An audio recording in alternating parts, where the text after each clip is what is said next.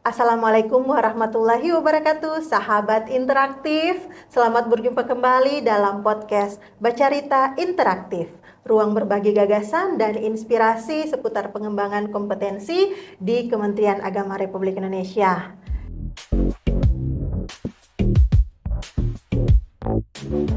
Nah, episode kali ini spesial loh, sahabat interaktif sekalian. Kenapa spesial? Karena episode kali ini merupakan episode perdana di tahun 2026.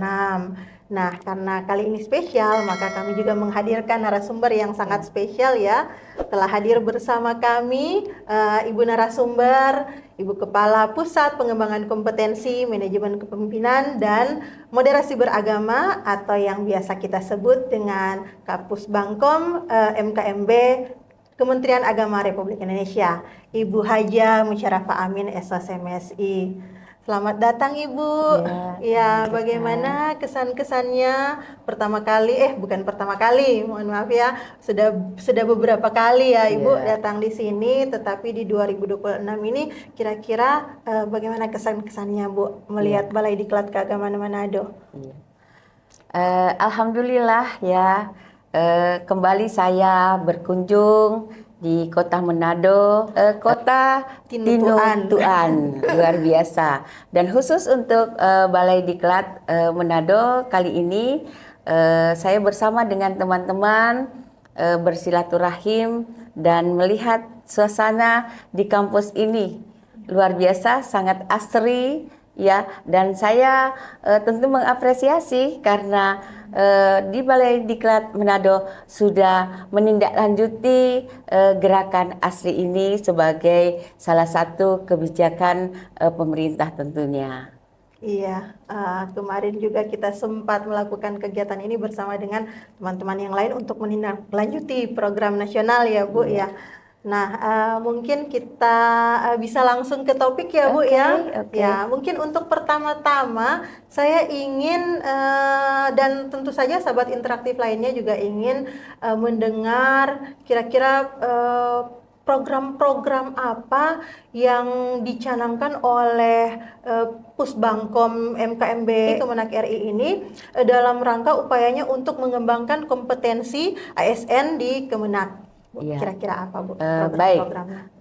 Pertama bahwa tentu Pusbangkom MKMB tetap menjalankan tugas fungsinya dalam pengembangan kompetensi. Adapun terkait dengan program-program yang akan kita luncurkan di tahun 2026 ini adalah program yang betul-betul terseleksi nih. Iya. Selain terseleksi juga yang menjadi prioritas itu tetap kita laksanakan. Dan alhamdulillah semenjak 2026 kita tetap melaksanakan selain pelatihan teknis ya yang saat ini sudah dilakukan oleh teman-teman Pusbangkom MKMB, pelatihan teknis dalam rangka peningkatan skill dari para ASN yang ada melalui e-learning PJJ, dan itu sudah ada beberapa kelas. Dan yang saat ini sementara berjalan adalah pelatihan yang bekerja sama dengan KPK atau pelatihan ASN berintegritas. Dan itu harus diikuti oleh seluruh ASN yang ada di Kementerian Agama, dan kita lakukan per batch ya seperti itu. Dan juga untuk tahun 2026 ini salah satu program kami adalah pelatihan struktural khususnya PKN 2. Insya Allah ya, walaupun itu dalam kondisi anggaran yang sangat minimalis, tapi apa yang menjadi tugas dari Pusbangkom MKMB yaitu pelatihan manajemen kepemimpinan dan moderasi beragama tetap kita upayakan laksanakan ya seperti itu. Oke, luar biasa sekali ya Bu, walaupun mendapat tantangan terkait efisiensi ya Bu, tetapi program-program yang dilaksanakan oleh Pusbangkom MKMB ini terus berupaya untuk mencapai tujuan yang yang dapat mengembangkan kompetensi ASN di Kemenak RI ya. Iya. Nah, kira-kira apa kendala-kendala yang muncul, Bu, yang dapat menghambat tujuan dari terlaksananya program-program tersebut yang sudah Ibu sebutkan itu? Iya.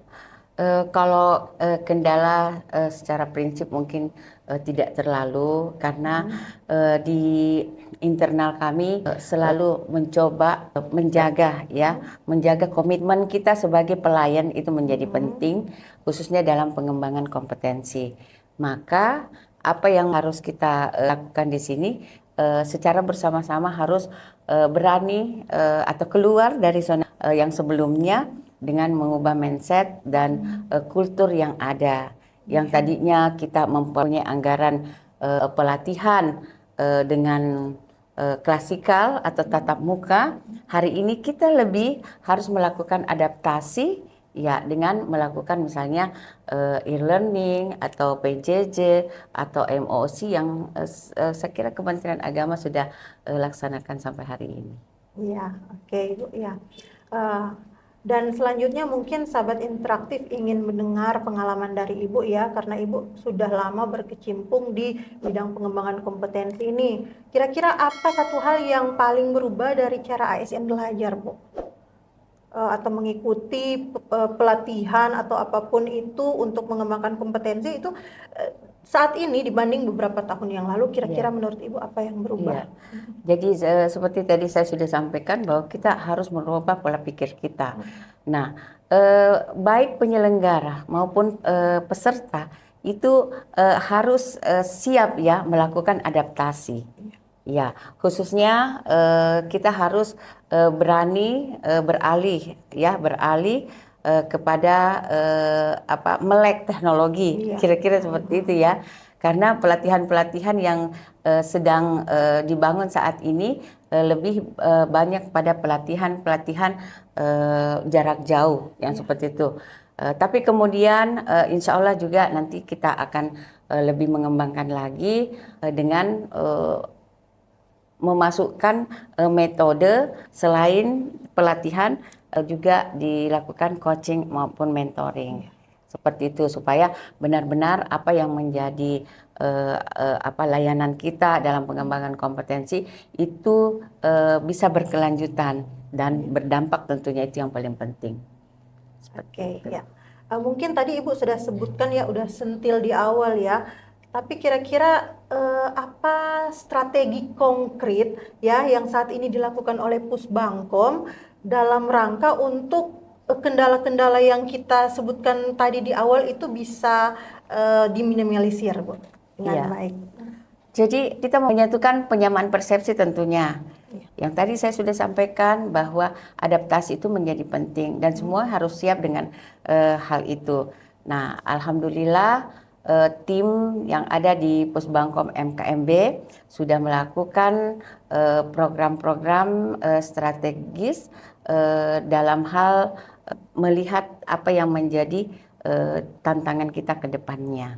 Dan itu sudah kita laksanakan beberapa persiapan-persiapan seperti melakukan penyusuan kurikulum, Juklab dan Juknisnya misalnya, seperti itu. Dan saat ini juga kita mencoba mendesain kembali sebuah program pengembangan kompetensi dengan mempersiapkan WWI dengan TOT, seperti itu.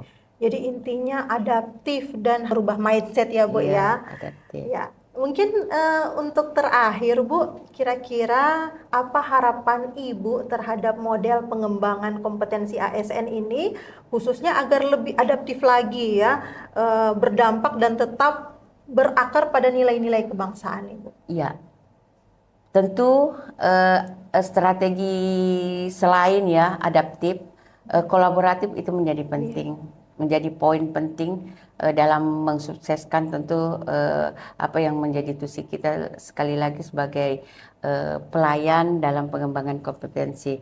Maka saat ini pun saya berharap bahwa kita menjemput bola dengan melakukan kolaboratif baik di internal Kementerian Agama maupun di luar Kementerian Agama. Nah, itu. Dan alhamdulillah itu sudah kita coba membangun kerjasama di beberapa direktorat maupun satuan perguruan tinggi. Itu salah satunya. Dan harapan kami juga demikian pada balai-balai diklat juga melakukan inovasi-inovasi dalam meningkatkan pelayanan dalam pengembangan kompetensi tersebut. Mungkin kerjasama yang tadi Ibu sebutkan juga termasuk kerjasama dengan KPK ya Bu ya. Oh iya, yang ASN berintegritas itu ya. Itu salah satu contoh saja. Iya, oke. Ya, oke. Dari perbincangan ini, Sahabat Interaktif, kita sudah dapat banyak sekali pengetahuan dan kita sudah dapat melihat ya, karena Ibu ini sudah berbagi banyak pengalaman selama beliau itu berkecimpung di dunia pengembangan kompetensi. Nah, kita juga diingatkan bahwa pengembangan kompetensi ini bukan sekedar menambah pengetahuan atau cuma sekedar ikut pelatihan saja, tetapi membentuk cara berpikir dan bertindak kita sebagai ASN gitu ya. Semoga ini dapat menjadi inspirasi bagi kita semua. Ya, terima kasih Ibu, sungguh sangat insightful ya apa yang menjadi perbincangan kita hari ini. Ya, dan mudah-mudahan kami berharap ini bukan merupakan podcast yang pertama dan terakhir Bu ya. Ya, insya Allah. Tapi iya insya Allah pertama dan mungkin akan ada kesempatan-kesempatan selanjutnya kami bisa menghadirkan Ibu di tempat ini. Saya pamit undur diri, sampai jumpa di episode berikutnya. Terima kasih. Assalamualaikum warahmatullahi wabarakatuh.